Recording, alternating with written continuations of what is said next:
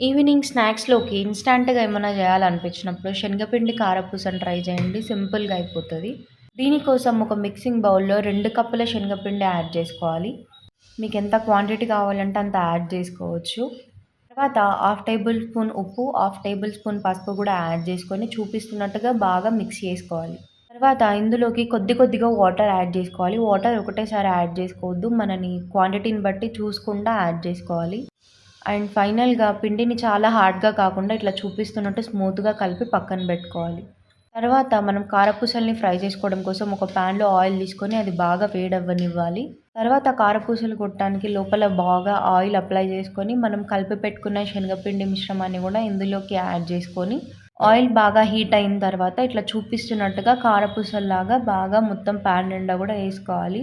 కారపూసని high ఫ్లేమ్‌లోనే పెట్టుకొని 1 minute one side, ఇంకా సెకండ్ సైడ్ కూడా ఒక 1 మినిట్ జస్ట్ 2 మినిట్స్ ఫ్రై చేసుకుంటే సరిపోతది. ఎక్కువసేపు ఫ్రై చేయకూడదు. తర్వాత ఇందులోకి కొంచెం కరివేపాకు గూడా తీసుకొని మనం ఫ్రై చేసుకోవాలి. అంతే సింపుల్ మన టేస్టీ శనగపిండి కారపూసలైతే రెడీ అయిపోతది. ఈవినింగ్ ఇన్‌స్టాంట్‌గా టేస్టీగా చాలా బావుంటాయి. అండ్ బై ద వే నా వీడియో నచ్చితే గనక ప్లీజ్ లైక్ చేయండి.